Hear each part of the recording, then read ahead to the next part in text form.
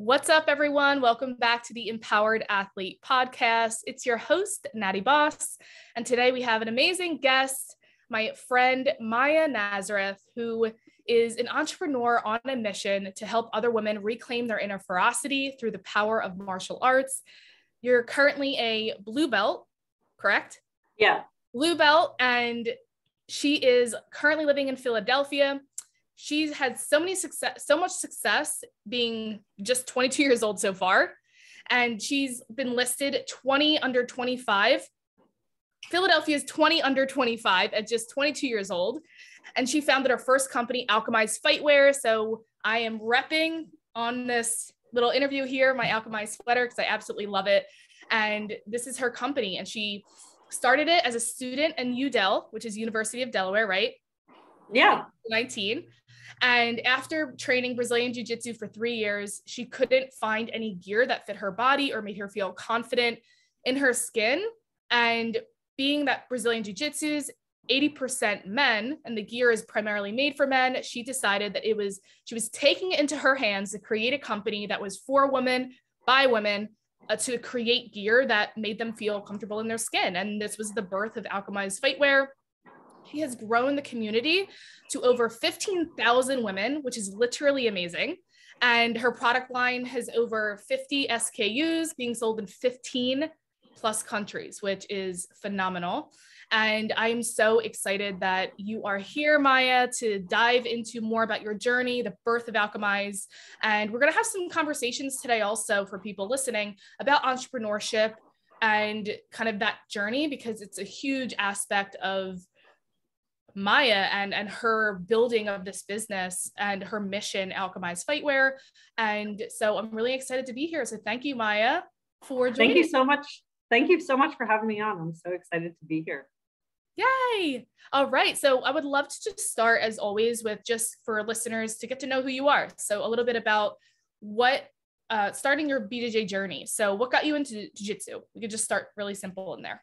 Yeah. So I was an athlete my whole life. I played soccer primarily, and I always kind of thought like I would play soccer in college, I would continue. But in high school, I moved to Kuala Lumpur, Malaysia, in Southeast Asia. And so like the process for applying to schools and applying to soccer teams is just like so much different getting scouted. And around that time, I just realized that my love for soccer was diminishing. I just wasn't excited to at one period in time, there was nothing more fun or more exciting to me than running down the field and crossing a ball. And it just died. Like, I was like, I don't want to look at a soccer ball ever again in my life. But my mom had always raised me to be active. She was like, you always have to play sport. You always have to be moving. And so after my senior year season, I decided I wasn't going to play any more soccer. And I was like, I need to do something else. And I had taken this free women's self-defense class. And the guy was a black belt in ninjutsu, which now that I'm in the martial arts world, what is ninjutsu? Like, that's some dojo stuff. But at the end of the seminar, he said, okay, a lot of the techniques that I showed you today were taken from jiu-jitsu, judo, Krav Maga, Muay Thai. And for whatever reason, jiu-jitsu stuck in my head. And I actually had no idea what jiu-jitsu was, but I went home and I looked up Brazilian Jiu Jitsu academies near me and decided to walk into a class thinking it was something like kickboxing, and was totally horrified because everyone who trains jiu-jitsu knows like it's super close contact, you're grappling. And like, I have this man who's telling me, my coach, who is telling me to put my legs around him in close guard and then go into like triangle. And it was so foreign to me and so uncomfortable. But later that day, like in Southeast Asia, a lot of people are smaller, men and women. Yeah. And later that day, I'm just watching everyone roll, and these small people who are blue belts and purple belts are kicking the butts of people who are like 200 plus pounds. Yeah. I was like, how are they doing this? Like, I want to know how to do that. And that's what got me to come back to my next class, because I just felt so amazed at what technique and what jiu-jitsu could do. And then, I mean, what really got me hooked is that jiu-jitsu awakened me to a part of myself that I didn't really know existed. Like, I just stepped into this energy of play in my life, of just like, you know, passing the guard and just feeling like so playful, feeling so fierce, feeling so strong. Yeah. And it really transformed my life in every aspect. which is why I'm here today. Yeah. I definitely could not have started a business without doing jiu-jitsu, because it just gave me such confidence and empowerment in myself. So beautiful. Like, I got chills listening to that, because like jiu-jitsu really is just like this amazing life-changing thing. Yeah. It's insane how it literally is not just, it doesn't just have ever a small impact on someone's life. It literally changes everyone's life 360. Yeah. And it's incredible. It's incredible. Having been a lifelong athlete myself and in martial arts my whole life, there's absolutely no martial art that is more impactful and transformational than jiu-jitsu. Yeah. Having experienced it a lot. So it's so crazy. I'm so excited that you are here, because we got to meet, and it's so amazing. That's the beautiful thing. Jiu-jitsu. I don't know if we would have ever met if it wasn't for jiu-jitsu. Probably not. It's very funny too, full circle being on your podcast, because the reason we met is I reached out to you when I was starting to do a podcast for Alchemize, and that's how we connected initially. Yeah. But yeah, jiu-jitsu brings together such awesome women and such awesome people in the world. And so it's such a gift in that way. So we kind of talked in the intro a little bit about like being 3 years in, you kind of started to have this realization maybe that, okay, great, this is an amazing sport. Maybe I don't feel as comfortable in these male oriented clothing. And correct me if I'm wrong, do you have a business degree?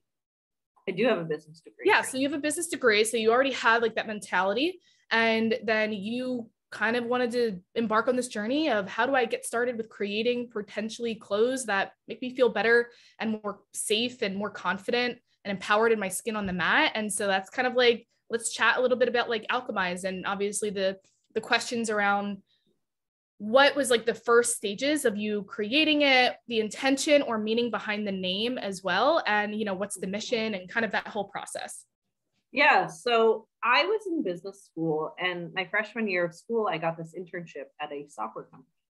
And I mean, the internship was great. I was being paid very well. I was working 40 hours a week. And at the end of the summer, my boss said to me, "Hey, Maya, I know it's early. You have 3 more years of school left, but if you want a job after you graduate, you've got it." And I went home to my mom and cried.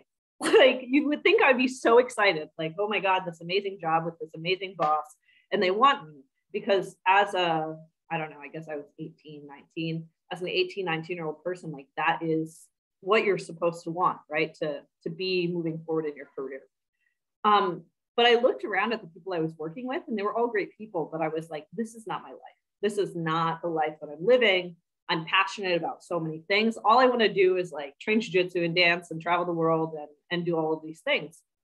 And so I started thinking about how could I do something like that? And I tried a lot of hats on. Like, I wrote a blog. I was a English second language teacher.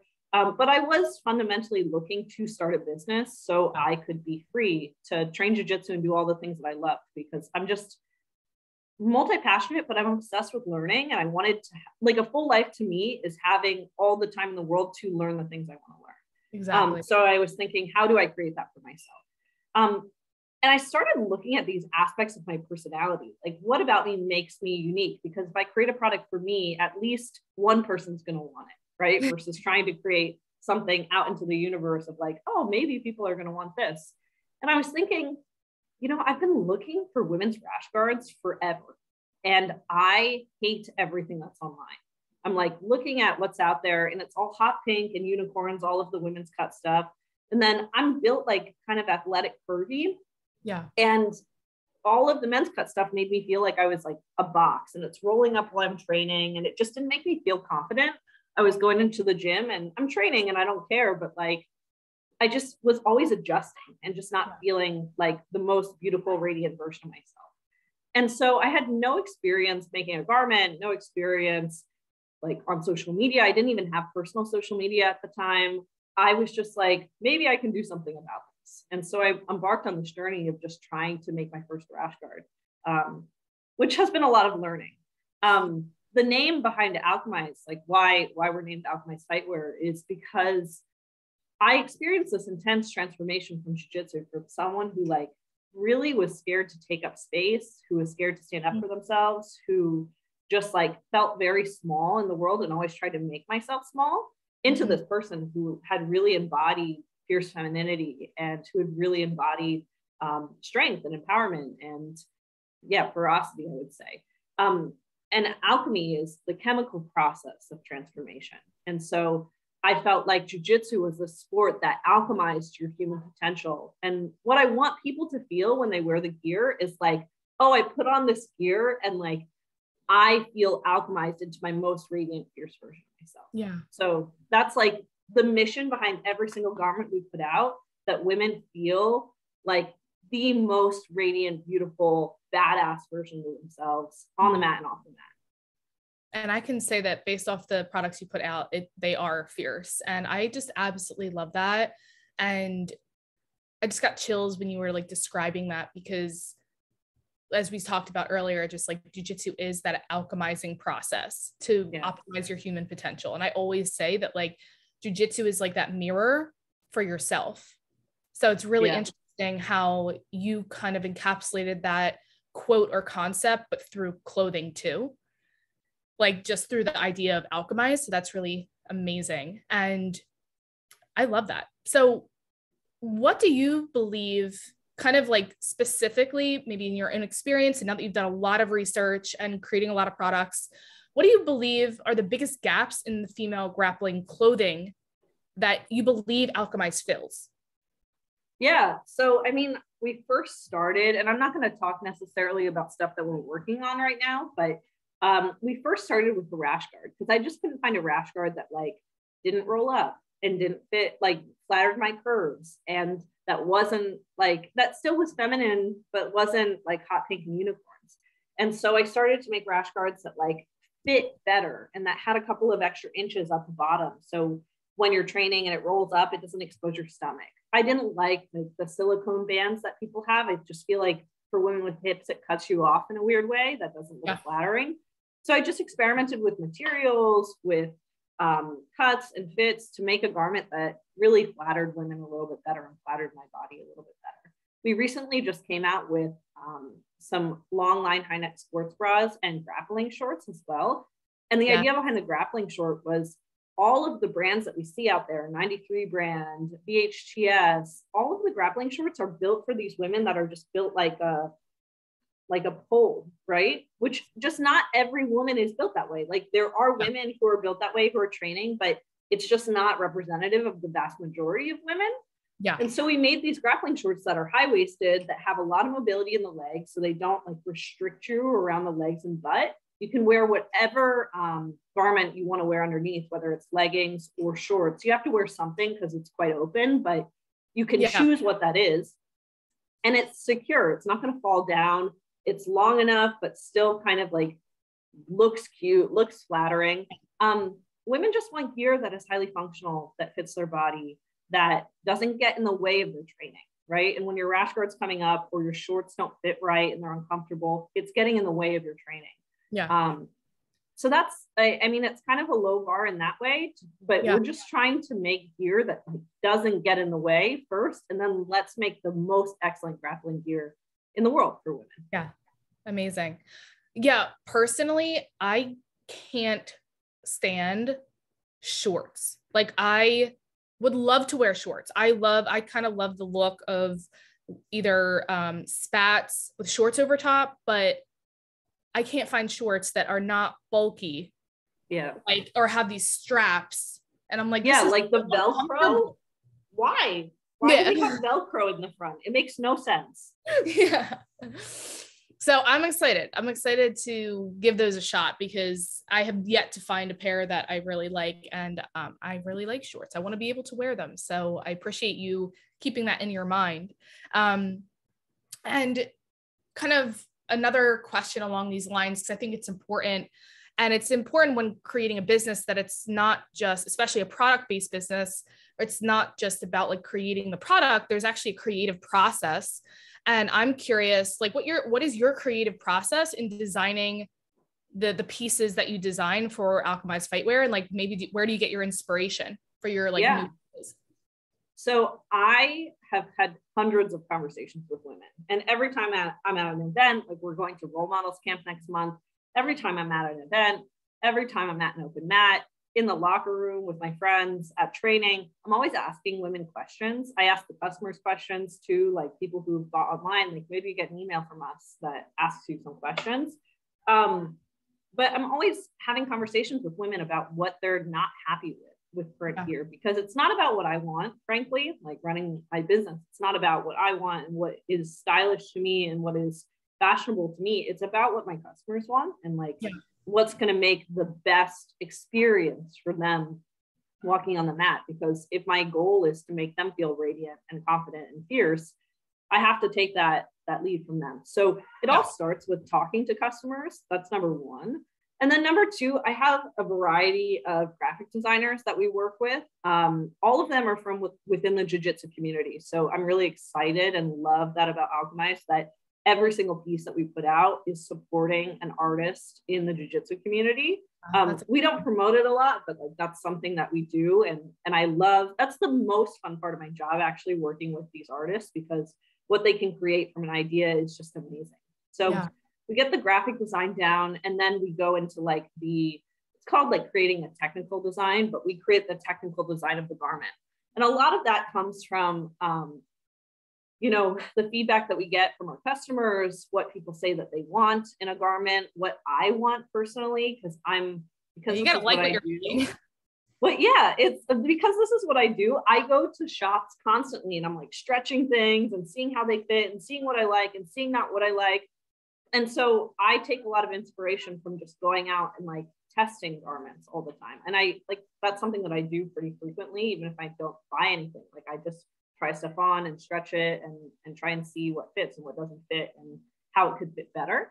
And so then we get a technical design and then go into the sampling process when we manufacture some initial manufacturing samples till we get it right on several different body types, several different sizes, and then we go into production.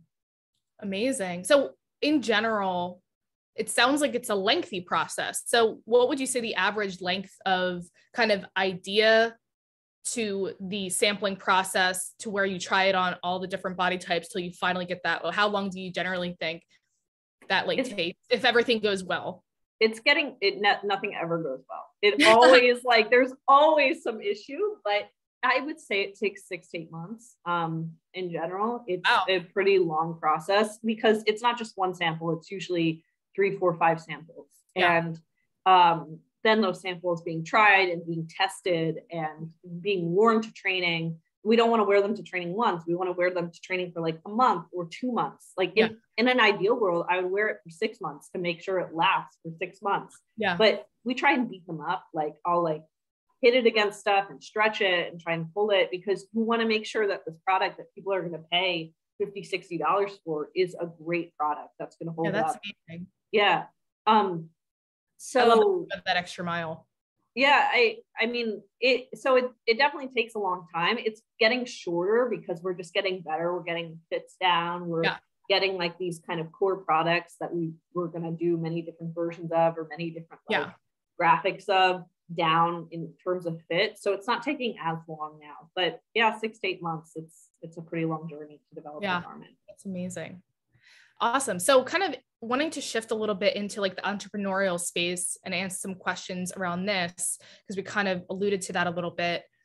Being an entrepreneur, what are some of the biggest obstacles you've faced bringing this initial idea into form, or any other obstacles that you've noticed along the way? We had a private conversation before this around this idea of entrepreneurship and starting a business, whether it's product or service based, is largely a test of your own personal development, and you discover a lot about yourself as well. So any obstacles that you've overcome, again, from the initial beginning stages to what you're currently experiencing and what you constantly come into contact with?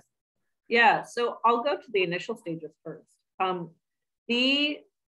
I think a lot of people really struggle to get started, and I was one of them. Like I struggled with discipline, getting like my ideas on paper and like taking the action steps going forward. I really struggled with being super self-conscious about what other people are going to think of me. Like I didn't tell anyone for the first 6 months of my business what I was working on, because the idea was so fragile that if anyone had told me, oh, you can't do this, I would have believed them. But even in those stages later, like my parents weren't very supportive of my business in the beginning. They were just like, what are you doing? You need to be focused on studying and focused on like working. Like when I got my first full-time job, my father is very, very supportive now and has been like one of my biggest champions in my business. But when I got my first full-time job out of college, which was only a year and a half ago, he was like, are you going to quit the silly Alchemize thing now? Like, you need to focus on your career. And I was like, my career is this, like, my career is not this job. It's just to pay the bills right now. Yeah. But that was really hard, you know, not having the support of other people, being intensely self-conscious of like, oh, are people in the jiu-jitsu space going to judge me? Are my friends going to think I'm stupid? Like, a lot of those things, it really doesn't matter at the end of the day, but I got so in my head about putting myself out there. Yeah. Even like I just started putting myself out there on social media, talking about business, and it's the same process. It goes way faster now, but like you sort of have imposter syndrome and just start judging yourself. Yeah. So I think that for a lot of people, and this was true for myself, the biggest battle was getting over me and getting over my own ego to just say, hey, this is what I want with my life, and I'm just going to go for it. Yeah. And it doesn't matter what anyone thinks. The only opinion that matters is like what I think of myself.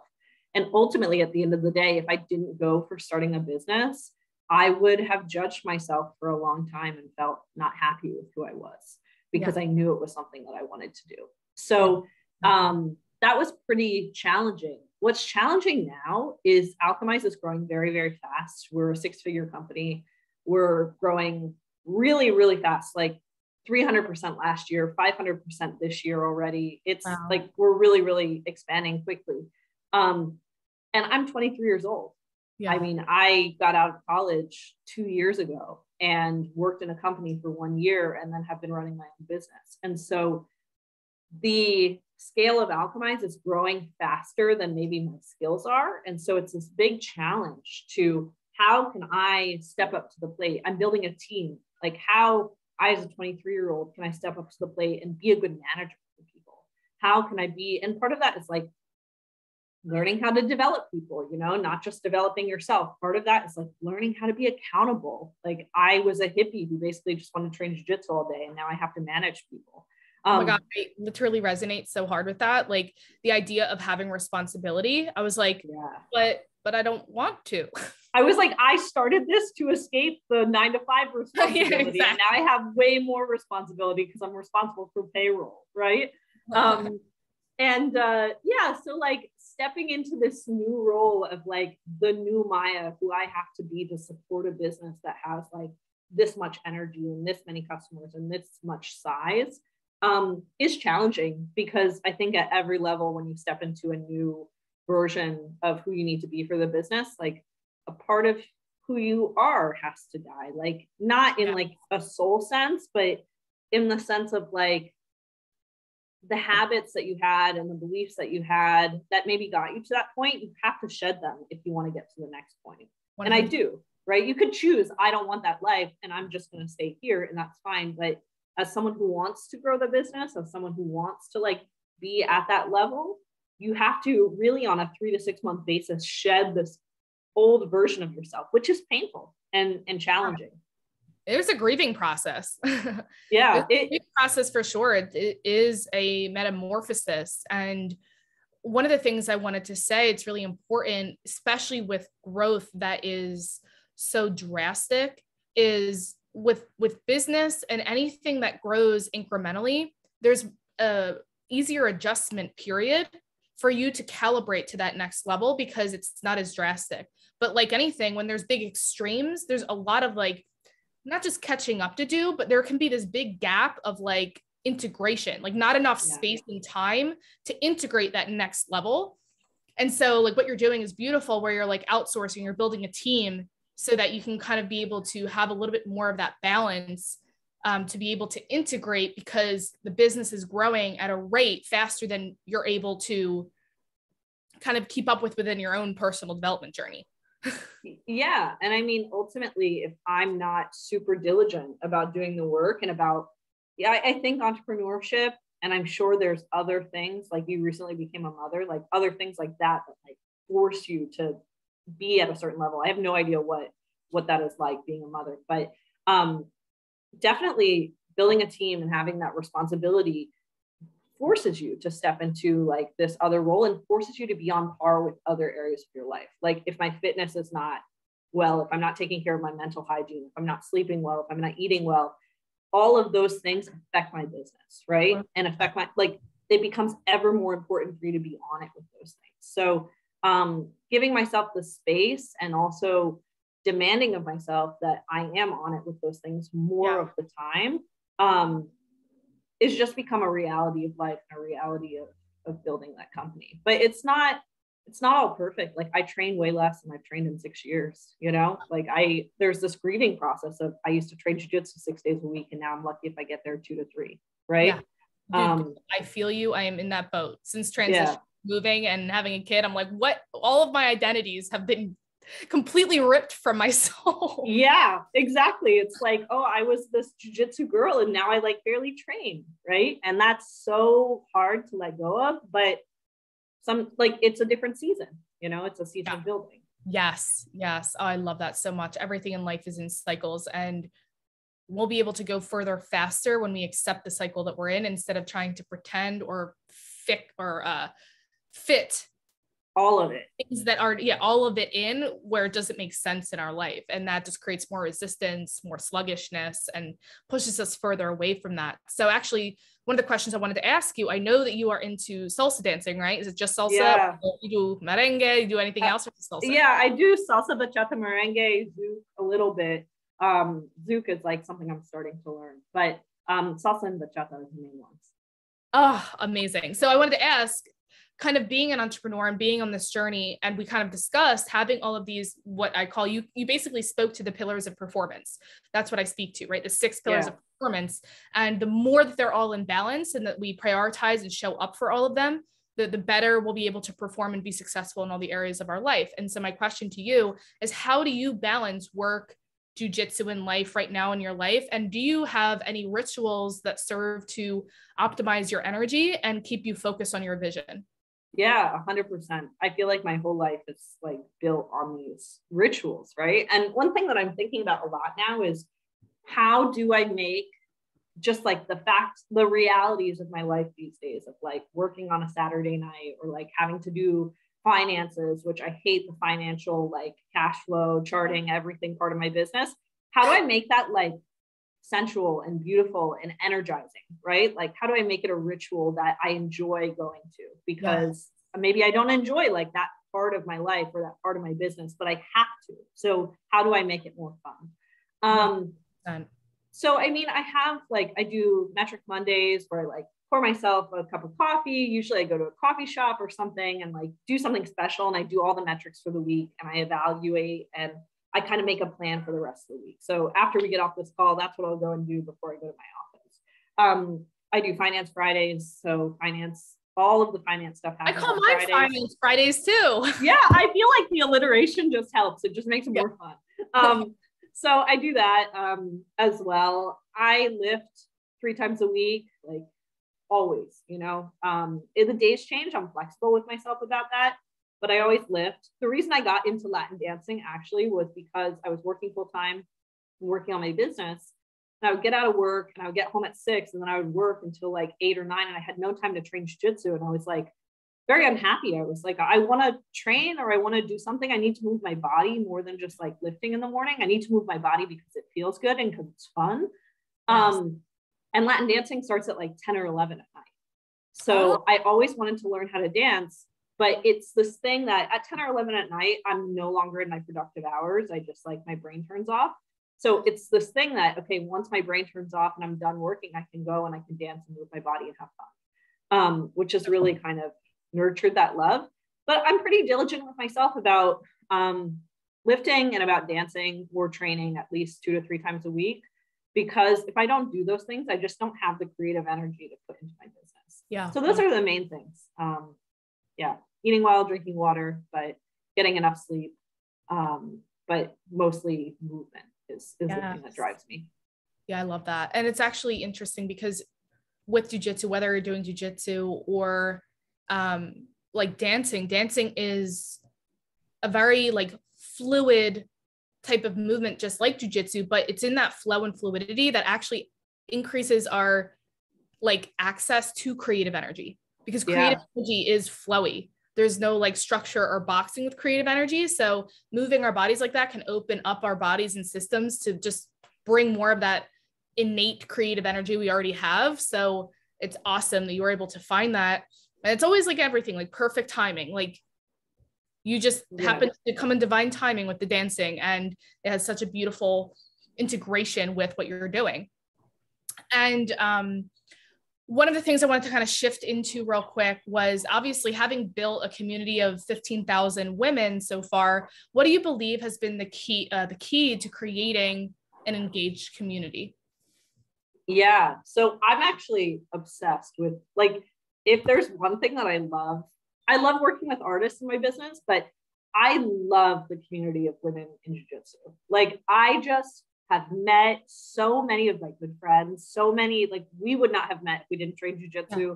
So many of the good friends, so many like amazing, inspiring people through women's jiu-jitsu. And I think the women that get involved in the sport and stay with the sport are just special.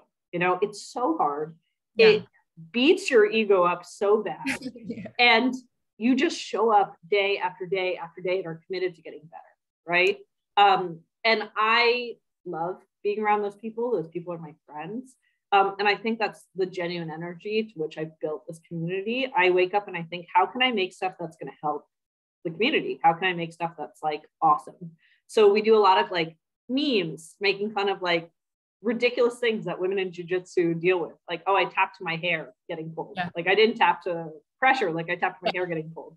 Like universal experiences that only we experience in jiu-jitsu as females. Yeah. I think, you know, just supporting causes that a lot of women care about. We donate a portion of every sale to women's self-defense and safety initiatives. Unfortunately, a lot of women come into martial arts and come into jiu-jitsu because they've had something bad happen to them. That's my story. That's the story of many, many women that I train with, yeah. And that I know. And so I think our genuine support of those initiatives matters to people. Yeah. And like I said, we serve the community. We create clothes for the women. It's not about what I want. It's not about what my team wants. It's about what do the women that we support want. And so I think that's really helped us create community online, because people see it and people feel it, and people realize when they send you a message about feedback on an item, and then you put it into the next iteration of that item, people are like, oh, I was heard. And I think that's a fundamental rule of life. It's just like people want to be seen and people want to be heard. Yeah. And I think if you can do that on a mass scale with community, it's inevitable that you'll build something great. Yeah. That is such a beautiful line. That's going to be our quote, because that is so important. And so just a final few questions here. So is there any like one or two pieces of advice that you would give to anyone looking to embark on potentially like entrepreneurship I guess this could be any type of entrepreneurship, but I know there's a lot of people that I've spoken to who want to maybe open up their own gym and be an entrepreneur in that way, or they do want to start their own product-based business in jiu-jitsu, but maybe feel just like the market is saturated, they don't have a place. But do you have any advice for those looking to embark on that journey of taking the leap into being your own boss? Yeah. So one piece of advice that's practical and one that's more emotional. The practical one is, don't just assume that what you want is what everyone wants. Like, you can get lucky in that way. And in some ways I got lucky that I hated what was going on with rash guards, but I also talked to a lot of people. Talk to people and ask them what their problems are. Ask them what they hate about the options that are currently out there for them, not just in gear, but in anything. Like, what are you unhappy with in your life? And if you see a problem that's recurring, try and solve that problem for them. I think that that's the way to build a business that's actually successful, is to build what people want with the people who want it versus building what you think people want. So I would say go to the source, ask people. That's practical advice for getting started in business. And then the emotional advice is like, it's really hard and it demands a lot of you. Yeah. But if it's something like, I wanted to be an entrepreneur more than I wanted to breathe. Like, I just woke up every day and that's all I thought about. And if you are that person who is like, I just want to be free and I want to be the master of my own life, yeah, do it. What do you have to lose? You know, write out like all of the things that could go wrong so you have it in front of you. But you'll realize that most of those things just don't really matter. Like, most of those things can be come back. You can come back from. Yeah. But what do you have to lose? Like, you don't want to be on your deathbed thinking, oh, I wish I did that. Like, I wish I started that business, or I wish I had the courage to pursue my idea. So just go after it and keep getting better day by day. No one has it all figured out when they started. They just like figure it out step by step. Yeah. Beautiful. And even when they have already started, they still don't have it figured out. It's a process of actually knowing and just constantly pursuing and just being committed. Yeah. It's like, the more that you get into it, you're like, oh, I thought when I was making $10,000 a month, like I would feel a certain way. I would feel like I've got it more sorted. Nope. Like, you feel like you have it less sorted, and there's more energy, right? There's more money, there's more responsibility, there's more energy. And that's just the reality. And if you can get really comfortable with that, then I think you can be successful. But there's no arrival. There's no like, oh, I made it, you know? And I mean, I look at you, you've had a successful business forever. And I'm sure you don't feel like you've arrived either. Like, you're still growing and figuring it out. Oh, 100% every single day. Yeah. But I mean, if you can be committed to your vision and your mission and start there, I feel like that is always the foundation that will keep you on track, no matter what's happening, no matter what ebb and flow you're experiencing or milestone. Just that it should always be the North Star, because like you said, it's really hard. It's really hard. There's so many days where you just want to give up because it's so hard. Yeah. But if you can be connected to that mission and that vision, it's like, but that's why I'm doing this to begin with. Yeah. And I mean, the vision, I think, has to be bigger than, like, my vision is not clothes, right? My vision is women becoming, I love this community, and I want to see a world with more intensely fierce, radiant, powerful women. Right? Yeah. That's the vision. And I'm sure your vision is not nutrition. Yeah. It is this bigger vision about like the world that you want to see. And that's what you have to get excited about every day, because the day-to-day things sometimes suck and sometimes feel like it's too much. Yeah. Beautiful. And so lastly, I want to wrap up with kind of like, what does the future look like for you and Alchemize? Maybe what are some personal, I know right now you're kind of in this phase with jiu-jitsu, maybe not training as much, but do you have any personal goals with jiu-jitsu right now? And maybe what are some potential big plans for Alchemize that are coming up? I know that you just dropped some new products, so even if you want to talk about them, or if there's something new on the horizon. Yeah. So with jiu-jitsu, I am very hopeful that, I'm really young, I'm 23. I'm really hopeful that in 2 years, by the time I'm 25, I'll be able to be as intense about jiu-jitsu as I was a couple of years ago. That Alchemize will be more stable. It will be like, require less of my time, less of me every single day, and that I can train and do what I love and be in the community that I love. I mean, I don't have aspirations to be like a incredible competitor. I just want to be on the mat till I'm 40, right?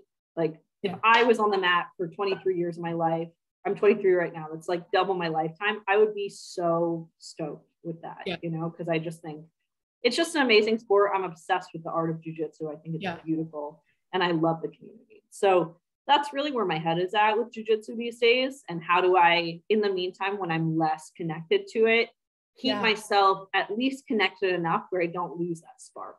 So frankly, it's not like huge, but that's how I think about it these days. And then with Alchemize, we're actually going to be launching a line of wrestling singlets, which is really exciting. Ooh. Wrestling is the fastest, women's wrestling is the fastest high school and collegiate sport in the US right now. And there's just not a lot of great options out there for women who wrestle. And there's so much crossover between the communities. I've recently started taking a lot of wrestling classes. And so I just think that, you know, maybe we can do this better, right? It's the same spirit to which I created my first rash guard. Maybe we can do this better. So that's what's exciting coming with Alchemize. And we're also exploring maybe doing a women's camp here on the East Coast sometime this year or next year. I love that. Stay in the loop, peeps. So of course, how can people connect with you and Alchemize? What's the best way for them to reach out, connect? Yeah, so Alchemize, our website is alchemizefightwear.com.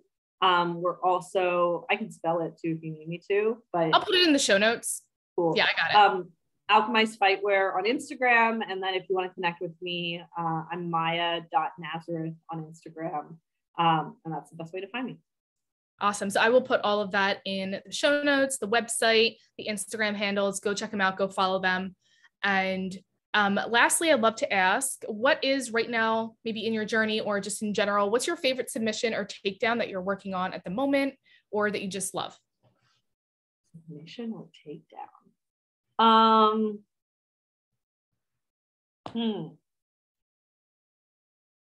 I am starting to get, this is not a submission or takedown, but I'm starting to get very interested in like the berimbolo game.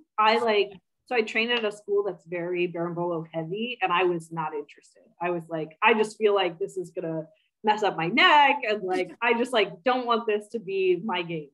And lately I've been watching so many videos and I'm like, oh, this is beautiful. Like this is so flowy and so beautiful. And like, how can I put this in every single facet of my game? So it's not a takedown or a submission, but I think there's just like a lot of beauty in that game and that's really exploring. Yeah. I'm so in that boat as well. Like upping that berimbolo. I'm just, it's such a beautiful art form. It's amazing. And to be able to hit it from everywhere and just always get to the back, like how powerful, right?